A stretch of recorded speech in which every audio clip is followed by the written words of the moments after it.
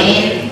살아 역사하시는 하나님, 독생자 예수 그리스도를 우리를 위해 내어주시기까지 우리를 사랑하신 그 하나님의 은혜가 오늘 이 예배 가운데에, 여러분 삶 가운데에, 여러분이 사랑하는 모든 이들 가운데 함께 하시기를 주의 이름으로 간절히 축원합니다.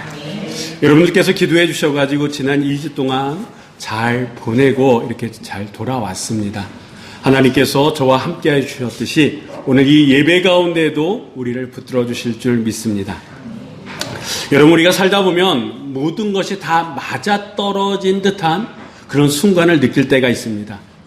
기도도 응답되는 것 같고, 길도 열리는 것 같고, 그래서 지금이 아니면 안 될 것 같은, 지금이 바로 기회다라고 하는 그런 생각이 들 때가 있습니다. 세상은 그때를 골든타임이다 이렇게 얘기합니다. 다시 얘기하면 멈추지 말고 몰아치면 성공할 수 있는 그런 시간들, 이게 바로 골든타임이죠. 오늘 본문에 이스라엘 백성들이 딱 그렇처지에 있었던 것 같습니다. 하나님의 기적으로 이들이 요단강을 건넜습니다.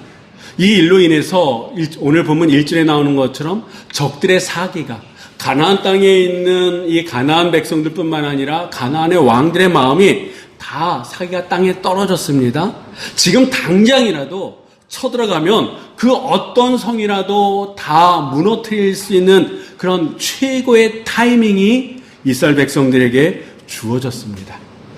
그런데 하나님께서도 이 타이밍을 아셨음에도 불구하고 어떻게 보면 전혀 엉뚱한 명령을 내리십니다. 공격하라 라고 하는 게 아니라 뭐였습니까? 멈춰라. 스톱이었다라고 하는 거죠. 적진 한복판에서 이제 적들과 싸워야 될 군인들이 이제 전혀 움직이지 못하도록 그들의 손과 발을 아예 그 포기해 버리신 그 명령이 뭐였습니까? 할례라 바타라는 것이었어요. 그렇다 그러면 왜 누가 보더라도 이 가나안 백성들을 이길 수 있는 그 골든타임을 놓칠 수밖에 없는 이 명령, 아주 중요한 순간에 어떻게 보면 이성적으로 말도 안 되는 이 명령을 하나님께서 왜 내리셨을까요? 본래 이 할례는요, 하나님이 믿음의 조상이라고 얘기하는 아브라함과 맺으신 언약의 증표가 이 할례입니다. 하지만 지난 40년 동안 이스라엘 백성들은요, 광야 생활을 하면서 그 전 세대 사람들은 할례를 받았지만 이 광야 40년 생활하는 가운데 태어난 이 출애굽 어떻게 보면 2세대 사람들은요, 이 할례를 받지 못했다라고 하는 거예요. 눈앞에 여리고와 싸울 수 있는 군대는 이미 준비되어져 있습니다. 하지만 영적으로 하나님의 백성이라고 얘기할 수 있는 그 정체성을 출애굽 2세대의 사람, 다음 세대인 사람들은 상실한 채로 여기까지 왔다라고 하는 거예요. 여러분, 이스라엘 백성들에게 하나님께서 이 할례를 명하신 것은 전쟁하는 것보다, 가나안 땅을 얻는 것보다 더 중요한 뭔가가 있다라고 하는 거 아니겠습니까? 당장 나가서 전쟁하는 것보다 더 중요한 것이 있는데 그것이 바로 관계의 회복이다라고 하는 겁니다. 우리의 삶에도 이럴 때가 있습니다. 조금만 더 달려가면, 조금만 더 힘을 내면 뭔가를 큰 거를 얻을 것 같은 그런 순간이 우리에게 올 때가 있어요. 그런데 그 순간이 오자마자 하나님께서 갑작스럽게 어떤 문제를 통해서 우리를 멈추게 하는 때가 있었습니까? 없었습니까? 있었다라고 하는 거예요. 가만히 되돌아보면요, 우리의 삶을 되돌아보면 정말 중요한 순간에 멈출 수밖에 없었던 그런 순간들이 우리들 안에 다 있다라고 하는 거예요. 전혀 생각지도 못했다. 그래서 내 입에서 나오는 것은 원망이었고 불평이었고 불안 그 자체였다라고 하는 겁니다. 우리는 끊임없이 하나님 앞에 그 순간 묻습니다. 왜 하나님 지금입니까? 하나님 왜 나에게 이런 시간, 이런 상황을 허락하시는 겁니까? 라고 하는 정말 풀리지 않는 답 없는 그런 불평, 원망, 질문들을 하나님 앞에 쏟아내곤 했다라고 하는 거예요. 네, 여러분 기억하시기 바랍니다. 하나님의 멈춤은 패배를 위한 중단이 결코 아니다라고 하는 거예요. 정말 우리에게 필요한 진짜 승리를 주시기 위한 우리를 재정비하시는 거룩한 세팅의 시간이다라고 하는 겁니다. 오늘 말씀을 통해서 인생의 여리고 앞에 멈춤의 그 자리 앞에서 우리가 회복해야 될 것이 무엇인지 오늘 본문은 우리들에게 말씀해 주고 있습니다. 하나님이 적들 앞에서 이스라엘 백성들에게 할례를 명하셨습니다. 멈춰 세우신 이유가 있다라고 하는 거예요.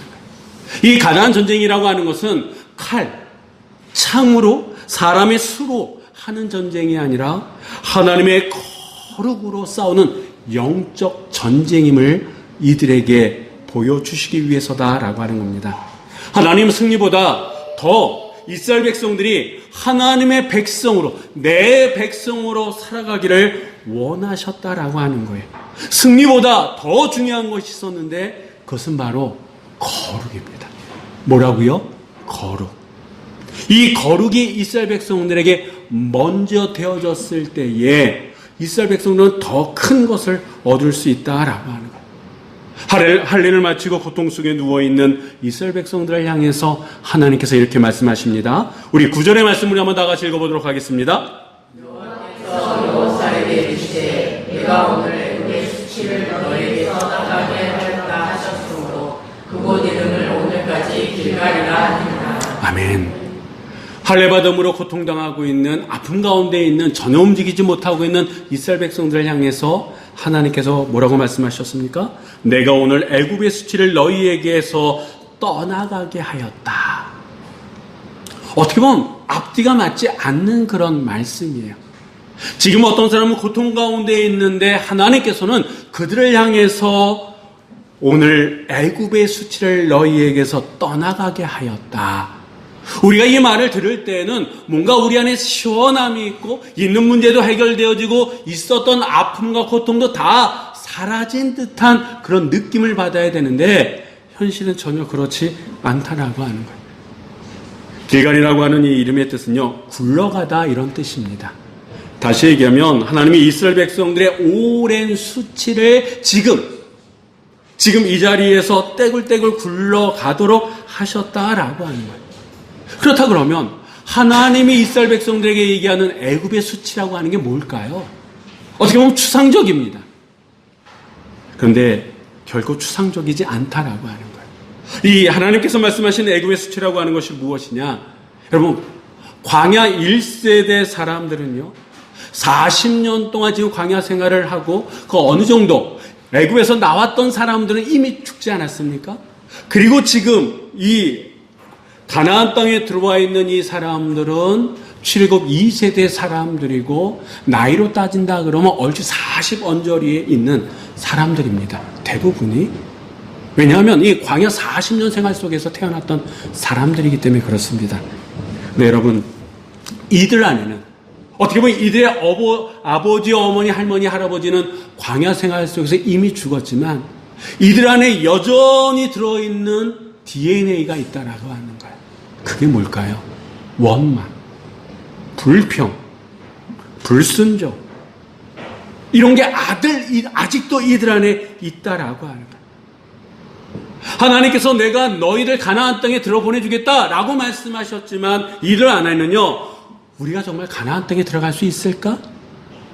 이런 생각이 그들 안에 어떻게 보면 보이지 않게 저들의 자아 안에 이미 스며들어 있었다라고 하는 겁니다. 그래서 하나님께서는 이들 안에 있는 패배의식, 어떻게 보면 노예 근성과 같은 그런 부정적인 것들을 이곳 길갈에서 굴러 보내셨다, 이렇게 말씀하고 있다라고 하는 거예요. 근데 여러분, 우리가 한번 냉정하게 생각해 봤으면 좋겠습니다. 우리 인간의 힘으로 우리 안에 있는 불평이나 원망이나 불안이나 염려 같은 것을 한 번에 내쫓을 수 있습니까? 무자르듯 잘라낼 수 있습니까? 쉽지 않다라고 하는 거예요. 구약의 할례가 살을 베는 육체적 아픔으로 언약을 확인했다 그러면 2025년을 살아가고 있는 우리에게 우리 안에 있는 모든 불안과 염려와 근심과 걱정, 패배의 의식을 모든 수치를 영원히 끊어낼 수 있는 그 무언가가 우리 안에 있어야 된다라고 하는 거예요. 그게 뭘까요? 여러분, 그게 뭐라고 생각하십니까? 바로 예수 그리스도의 보혈입니다.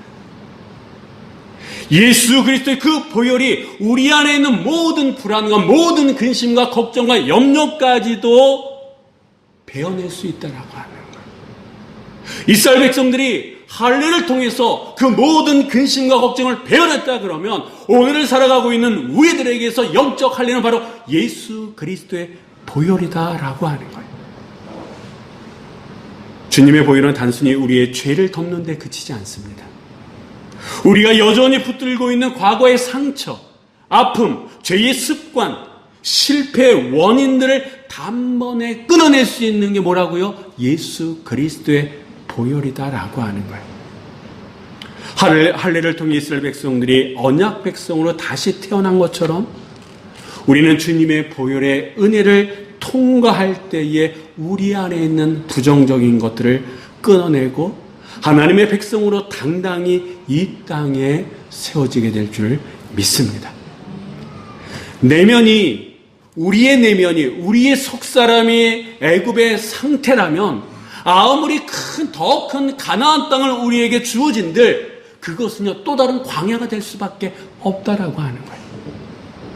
그러나 주님의 보혈로 우리의 속사람 깨끗해지고 우리의 머리끝부터 발끝까지 깨끗하게 되어졌다 그러면 우리가 어디를 가도 그것이 어떤 광야 땅이라 할지라도 그곳에서 우리는 승리자뿐만 아니라 승리의 통로로 쓰임받게 될 줄 믿습니다. 그렇기 때문에 여러분 인생의 여리고 앞에서 혹 마음이 조급하십니까? 그 인생의 여리고 앞에서 어떻게 싸워야 될지 내가 가지고 있는 무기를 점검하기 전에 하나님이 우리를 멈춰 세우신 그 자리가 우리의 영적인 주소임을 먼저 기억하시기 바랍니다. 과거의 수치를 잘라내는 영적 할례, 오직 예수 그리스도의 보혈을 통과할 때만이 가능함을 여러분 믿으시기 바랍니다. 아픔을 감수하고 내 안의 불신앙을 주님의 십자가 앞에 내려놓으시기를 주의 이름으로 부탁을 드립니다. 우리가 멈추어 주의 보혈을 구할 때에 하나님은 우리의 과거의 수치와 아픔과 원망과 불안, 염려까지도 굴려 보내실 줄 믿으시기 바랍니다. 주의 보혈이 묻혀진 그곳에 하나님의 거룩한 승리가 주어지게 됨을 믿으시기를 주의 이름으로 간절히 축원합니다. 할례의 고통이 지나간 후에 이스라엘 백성들은 조마조마한 그런 멈춤의 자리에서 어떤 행동을 합니까? 유월절을 지킵니다. 이것은 단순한 절기가 아니라고 하는 겁니다. 430년 동안 노예 생활을 끝내게 하신 하나님의 초자연적인 구원을 기념하는 날이 바로 유월절입니다. 이스라엘 백성들에게 출애굽 이후에 거친 광야를 지내오고 이제 이들은 마침내 가나안 땅에 들어왔다라고 하는 거예요. 이 들어와서 그들이 했던 첫 번째가 뭐냐? 유월절을 지키는 거였다라고 하는 거예요.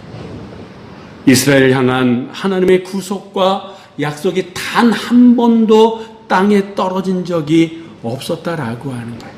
하나님의 완벽한 그 역사를 이들은 눈으로 보고 몸으로 경험했다라고 하는 거예요. 그런 경험과 그런 체험이 있었기에 이들이 가나안 땅에서 드려진 이 첫 번째 유월절, 이 예배, 유월절을 지키는 것은 이 이스라엘 백성들에게 정말 뜻깊은 그런 시간이었다. 우리는 추정해 볼 수 있습니다. 여러분, 가나안 한복판에서 드려진 이 거룩한 예배, 하나님께서 주신 구원의 감격과 약속의 확신을 몸으로 느끼는 이 예배는 아마도 정말 은혜 그 자체였었고, 이들은 처음부터 끝까지 눈물로 가슴으로부터 하나님 앞에 예배를 드렸다라고 하는 거죠. 그런데 이 거룩하고 한 번도 경험해 보지 못했던 이 예배를 드린 이튿날에 이들의 현실은 완전히 저들의 생각했던 것과는 달랐다라고 하는 거예요. 한번 보겠습니다. 11절, 12절의 말씀 우리 한번 다 같이 읽어보도록 하겠습니다. 유월절 이튿날에 그 땅의 소산물을 먹되 그날에 무교범과 볶은 곡식을 먹었더라. 또 그 땅의 소산물을 먹은 다음 날에 만나가 그쳤으니 이스라엘 사람들이 다시는 만나를 얻지 못하였고 그의 가나안 땅의 소출을 먹었더라. 아멘. 여러분, 그렇게 하나님 앞에 우리 자신의 모든 것을 내어드렸던 유월절 예배가 드려진 그 이튿날 어떤 일이 벌어졌습니까? 지난 40년 동안 매일 아침이면 하나님께서 내려주셨던 만나가 어떻게 됐어요? 더 이상 내리지 않았다라고 하는 거예요. 여러분에게 한번 여쭤보겠습니다. 만나가 그친 게 이스라엘 백성들에게 저주일까요? 축복일까요? 여러분은 어떻게 생각하십니까? 저주일까요? 축복일까요? 한 가지 확실한 것은 이 만나는 누가 주신 거였어요? 하나님께서. 그렇다면 하나님 앞에 예배를 드리고 다음날 만나가 그쳤다라고 하는 것은 하나님께서 이스라엘 백성들을 저주하기 위한 걸까요? 그건 아니다라고 하는 거예요. 결코 저주가 아니고 더 큰 축복의 문을 열어가는 초대였다라고 하는 거예요. 만나라고 하는 게 뭡니까? 광야라고 하는 것, 결핍의 공간에서 최소한의 생존을 위해서 하나님께 주신 임시 은혜였다, 이렇게 말씀드릴 수 있지 않겠습니까? 근데 이스라엘 백성들의 최종 목적지는 어디예요? 이 광야에서의 생존입니까? 아니에요. 가나안 땅에 들어가는 거예요. 적과 꿀이 흐르는 그 가나안 땅을 자기 땅으로 만드는 게 이들의 최종 미션이었다라고 하는 겁니다. 여러분, 그렇다 그러면 이 가나안 땅에 들어가서 하나님의 구원의 은혜를 가슴에 품고 직접 땀 흘리면서 살아가야 될 그 가나안 땅. 그 가나안 땅에서 나오는 소출 음식을 먹는 것은 이들이 앞으로 가져야 될 반드시 겪게 되는 과정이다라고 하는 거예요. 시간의 문제였을 뿐이지 하나님께서는 그 시간을 앞당겨서 이제는 더 이상 만나 이제 이들이 앞으로 먹어야 될 음식은 뭡니까? 만나가 아니라 가나안 땅에서 나오는 소출이었다라고 하는 거예요. 여러분, 아이들을 한번 생각해 보세요. 갓 태어난 아이들, 그리고 100일이 지나고 몇 개월이 지날 때 아이들에게 주는 음식이 다르잖아요. 그렇지 않습니까? 다 자라는데도 여전히 엄마 젖을 주지 않지 않잖아요. 이제 더 이상 이들에게는 가나안 땅에 들어온 이들에게는요, 만나가 아니라 가나안의 음식물이 이들의 음식이 되어줘야 된다라고 하는 겁니다. 하나님은 이제 가나안 전쟁을 앞두고 있는 이스라엘 백성들에게 이 할례를 통해서 멈추게 하신 이유가 있다라고 하는 거예요.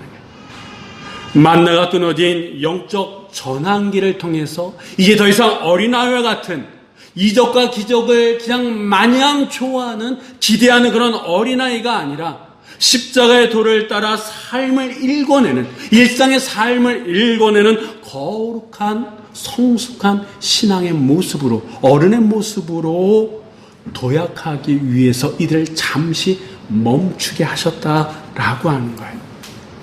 여러분, 오늘 나에게 당연했던 그 만나가 무엇입니까? 아니, 그 만나로 인해서, 그쳐진 만나로 인해서 혹시 조바심이 나십니까? 낙심하고 계십니까? 그러지 마시라는 말씀이에요. 지금이야말로 과거의 십자가 은혜를 기억하고 하나님이 주신 삶의 현장 속에서 정면 승부를 할 때가 바로 지금이다라고 합니다. 내일부터 마주할 치열한 일상은 여전히 척박할 수 있습니다. 그러나 만나가 그친 자리에서 가나안의 소산이 예비되어져 있음을 여러분 믿으시기 바랍니다. 우리가 십자가의 은혜를 붙들고 일상의 삶의 자리에서 하나님을 신뢰할 때 하나님은요, 우리의 삶에 감추었던 더 위대하고 더 좋은 일상의 은혜를 우리에게 허락해 주실 줄 믿으시기 바랍니다. 할례는요, 거룩을 회복하는 거였습니다. 유월절은요, 구원의 은혜를 일상의 삶으로 가져오는 시간이었습니다. 자, 이 두 가지 과정을 마친 여호수아가 드디어 여리고성 앞에 다다랐습니다. 근데 전혀 생각지도 못했던 일이 또 역시 연출되어집니다. 칼을 빼든 정체불명의 장수와 만나게 됩니다. 긴장한 여호수아가 그에게 묻습니다. 13절에 보니까 당신은 우리를 위하냐? 아니면 우리의 적들을 위하냐라고 묻습니다. 여러분, 이 질문은 어떤 의미가 내포되어 있을까요? 1차적으로는요, 당신은 누구 편이냐라고 하는 거예요. 당신은 우리 편입니까? 라고 하는 지극히 인간적인 질문입니다. 그런데 여러분, 한번 생각해 보세요. 이스라엘 백성의 최고 지도자는 누굽니까? 지금 여호수아예요. 모세의 대를 이은 여호수아입니다. 그 최고 지도자인, 최고 통수권자인 이 여호수아가 어떤 사람에게 너는 누구 편이냐? 내 편이냐? 아니면 우리의 적 편이냐? 라고 했을 때에 그 사람이 나는 당신 편입니다 라고 대답한다 그러면 그 대답 안에는 어떤 의미가 담겨져 있느냐고 하면 나는 당신 밑에 있는 존재입니다 라고 하는 거예요.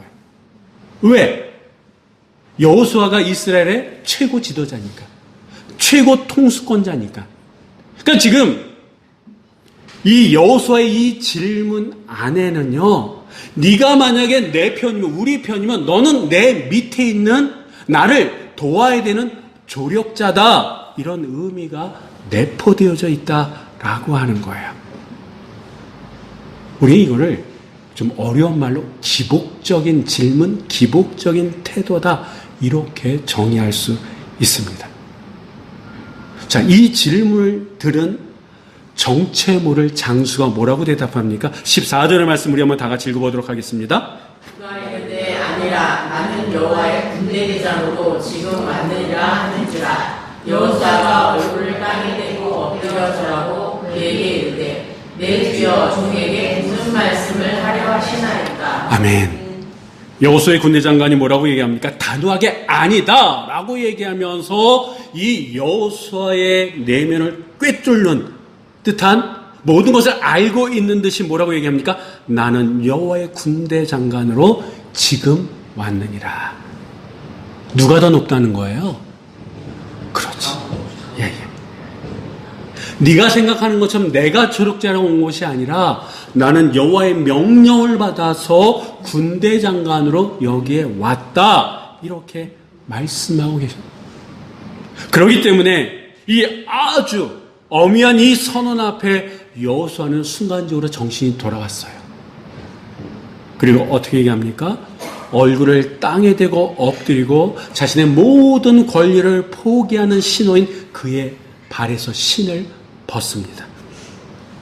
이 고대 사회에서 신을 벗는다라고 하는 것은 자신이 가지고 있는 모든 권리와 소유권, 자유의 지위, 이것을 다 포기하고 나는 당신의 뭐가 되는 겁니다? 종이 되는 겁니다 라고 하는 절대 복종의 시그널이라고 그럽니다. 여호수아는 자신이 지금까지 이스라엘의 총사령관이다, 이렇게 생각했다라고 하는 거예요. 그런데 이 여리고 앞에서의 멈춤을 통해 가지고 진짜 총사령관이 누구인지, 이 싸움의 주의관이 누구인지, 내 인생의 주의관이, 내 인생의 주인이 누구인지를 비로소 알게 되었다라고 하는 거예요. 다시 얘기하면 왜 하나님께서 우리의 인생의 어느 순간 멈추게 하시느냐? 인생의 주의자, 인생의 주의권이 누구에게 있는 것을 우리에게 알려주시기 위해서 그 여리고의 멈춤을 우리에게 허락될 때가 있다라고 하는 거예요. 여러분, 이것이 바로 십자가 주권 앞에 선자의 모습이다라고 하는 거예요. 주님의 보혈, 주의 십자가, 예수 그리스도를 나의 구주로 고백한 사람만이 할 수 있는 인생의 모습이다라고 하는 겁니다. 우리가 신을 벗는다는 것은 내 인생의 소유권과 주도권을 누구에게 내어 드리는 겁니까? 예수 그리스도, 나의 주님에게. 그분에게 우리의 모든 것을 양도하는 신앙의 고백이다라고 하는 거예요. 그런데 우리는 종종 하나님을 내 계획의 조력자로 생각할 때가 있지 않습니까? 내가 원하는 것을 마치 하나님께서 모든 것을 내가 원하는 모양으로 내가 원하는 때에 다 맞춰줘야 되는 그러한 분으로 생각한다라고 하는 거예요. 그런데 말씀은, 성경은 결코 그렇게 우리에게 말씀하고 계시지 않습니다. 내 계획을 돕는 것이 아니라 나를 죽이고 내 인생의 자리에 예수 그리스도를 다시 앉히게끔 하는 것이 바로 복음이다라고 하는 거예요. 십자가는요, 내가 죽고 주님이 다시 사는 사건이 바로 십자가 아니겠습니까? 할례를 통해서 과거의 수치를 씻고 만나가 그친 자리를 통해서 구원의 감격을 회복한 자만이 비로소 신을 벗는 내 삶의 주인이 예수님이십니다 라고 하는 그 고백의 자리까지 갈 수 있게 됩니다. 내 의지와 계획을 십자가에 못 박고 주님의 통치를 온전히 받아들이는 것, 그것이 바로 우리의 인생을 승리로 살아갈 수 있는 비결이다라고 하는 거예요. 우리가 인간적인 전략과 방법을 내려놓고 주님 발 앞에 신을 벗을 때에 비로소 우리 앞에 놓여 있는 여리고성은 완벽하게 무너질 수 있습니다. 하나님이 여리고 성벽 앞에서 이스라엘을 멈추게 하신 것은 그들을 방해하기 위한 것이 아니라 승리를 위한 거룩한 세팅이었다라고 말씀드렸습니다. 우리는 오늘 할례를 통해 과거의 수치를 씻고 6월절의 구원을 일상의 삶으로 가져오고 신을 벗고 주도권을 하나님 앞에 양도하는 과정을 오늘 본문 말씀을 통해서 봤습니다. 이 세 가지 과정은요, 서로 다른 이야기가 결코 아니다라고 하는 거예요. 한마디로 얘기하면 우리 안에 있는 나, 자아를 비우고 그 자리에 오직 누구를 세우는 겁니까? 예수 그리스도로 세우는, 예수 그리스도로 채워가는 과정을 우리에게 말씀해 주고 있습니다.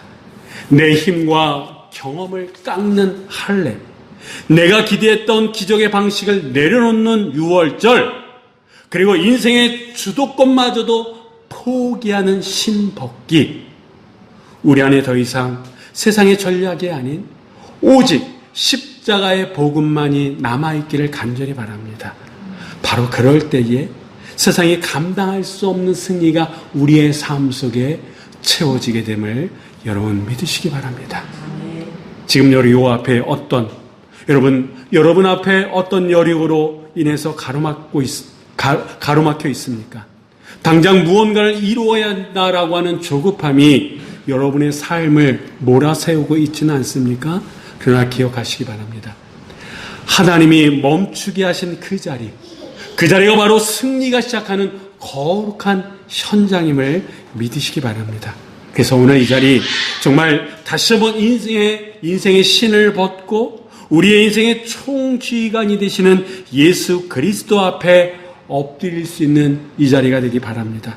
내가 왕이 되려고 했던 그 여리고는요, 내가 왕이 되려고 할 때에 그 여리고는 넘을 수 없는 성벽이 될지 모르지만 주님이 내 인생의 대장이 될 때에는 그 여리고는 하나님의 영광을 드러내는 무대가 될 수 있음을 믿으시기 바랍니다. 우리는 내일부터 다시 치열한 삶의 현장으로 들어갑니다. 세상의 기술을 의지하지 말고 주님의 그 십자가의 주도권을 신뢰하시기 바랍니다. 우리 앞에 행하시는 군대 장관 되시는 예수 그리스도와 함께 내일을 살아내고 오늘 힘있게 달려나갈 수 있는, 그래서 승리를 맛볼 수 있는 우리 모두가 되시기를 주의 이름으로 간절히 축원합니다. 기도하시겠습니다. 거룩하신 하나님, 오늘 우리를 여리고 앞에 세우시고 멈추게 하시는 주님의 음성을 듣게 하시니 감사드립니다. 우리는 늘 서둘렀으며 달려가고 싶었고 지금이 기회라고 생각하며 붙잡으려고 했습니다. 그러나 주님은 우리를 멈추게 하시고 승리보다 먼저 거룩을 회복하라고 이 시간 우리들에게 말씀하고 계십니다.